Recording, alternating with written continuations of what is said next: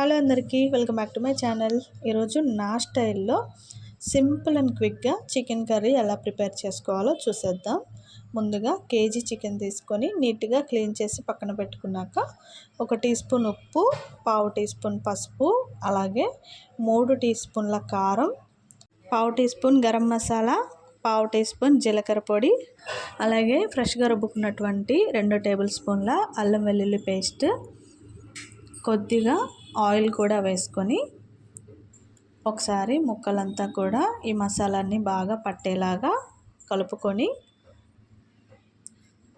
ఒక అరగంట పాటు ఫ్రిడ్జ్లో పెట్టుకోవాలి. ఫ్రిడ్జ్లో కాకపోయినా నార్మల్గా రూమ్ టెంపరేచర్లో పెట్టుకున్నా కూడా ముక్కలన్నిటికీ కూడా మసాలాలు బాగా పడతాయి. అరగంట తర్వాత ప్యాన్ పెట్టుకొని ప్యాన్లో కర్రీకి సరిపడా ఆయిల్ వేసుకొని ఆయిల్ బాగా హీట్ అయిన తర్వాత 2 మీడియం సైజు ఉల్లిపాయ ముక్కలను వేసుకొని ఉల్లిపాయలు గోల్డెన్ బ్రౌన్ కలర్ వచ్చేంత వరకు బాగా ఫ్రై చేసుకోవాలి. చూసారు కదా, ఇలాగా సన్నగా తరిగి వేసుకోవాలి. గ్రేవీ అనేది బాగా ఉంటుంది. కొంచెం సాల్ట్ కనుక మనం వేసుకున్నట్లయితే ఆనియన్స్ అనేవి తొందరగా ఫ్రై అవ్వడానికి మనకి హెల్ప్ అవుతుంది. ఆల్రెడీ మనం చికెన్ ముక్కల్లో వేసుకున్నాం కాబట్టి ఎక్కువ సాల్ట్ ఏం పట్టదు, మీరు చూసుకొని వేసుకోండి.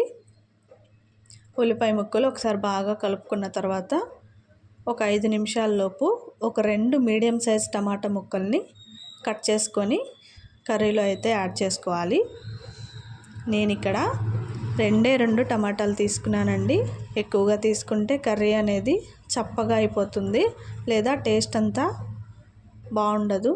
మీరు చూసుకొని వేసుకోండి. ఇక్కడ టమాటాలకు సరిపడా కొద్దిగా పసుపు అయితే వేసుకున్నాను. పసుపు వేయడం వల్ల ఏంటంటే మనకి కర్రీలో నీచు వాసన అనేది లేకుండా టేస్ట్ అనేది బాగుంటుందండి. ఇప్పుడు మనం ముందుగా మ్యారినేట్ చేసి పెట్టుకున్నటువంటి చికెన్ని మగ్గించుకున్నటువంటి టమాటా ఉల్లిపాయ ముక్కల్లో వేసుకొని ఒకసారి బాగా కలుపుకోవాలి. చూసారు కదా, మనం ఆల్రెడీ మసాలాలన్నీ కూడా వేసి చికెన్ ముక్కలకు పట్టించాం కాబట్టి మనకి కర్రీ చేసుకోవడానికి ఎక్కువ టైం ఏం పట్టదు. అలాగే 2 పచ్చిమిర్చి ముక్కల్ని చీల్చి వేసుకోవాలి. కొందరైతే మనకి ఉల్లిపాయల్లోనే వేస్తారనమాట. అలా వేసినప్పుడు ఏంటంటే పచ్చిమిరపకాయలు ఉల్లిపాయలతో పాటు బాగా మాడిపోయినట్టు అయిపోతాయి. అలా కాకుండా చికెన్లో వేసినప్పుడు ఏంటంటే చికెన్తో పాటు ఉడికి పచ్చిమిర్చి మనకి తినేటప్పుడు టేస్ట్ బాగుంటుంది. ఒకసారి మీరు ఇలా ట్రై చేసి చూడండి. చూసారు కదా, కర్రీలో ఉన్నటువంటి నీచు వాటర్ అంతా కూడా రిలీజ్ అయింది. ఒకసారి బాగా కలుపుకొని ఒక 5 నిమిషాల పాటు మూత పెట్టుకోవాలి. ఒక 5 నిమిషాల తర్వాత కొద్దిగా గ్రేవీకి సరిపడా వేడి నీళ్ళు వేసుకొని కర్రీని మరొక 10 నిమిషాల పాటు బాగా కలుపుకోవాలి. ఈలోపు నేను కొత్తిమీరని కడిగి నీట్గా కట్ చేసి పక్కన పెట్టుకున్నాను. అలాగే ఫైనల్గా మరికొంచెం గరం మసాలా, చికెన్ మసాలా వేసుకొని మనం ముందుగా తరిగి పక్కన పెట్టుకున్నటువంటి కొత్తిమీరను కూడా వేసుకొని ఫైనల్గా ఒకసారి కలుపుకొని గ్యాస్ ఆఫ్ చేసుకున్నట్లయితే ఎంతో టేస్టీగా ఉండే చికెన్ కర్రీ అయితే రెడీ అయిపోతుందండి. ఒకసారి నా స్టైల్లో మీరు ట్రై చేసి చూడండి.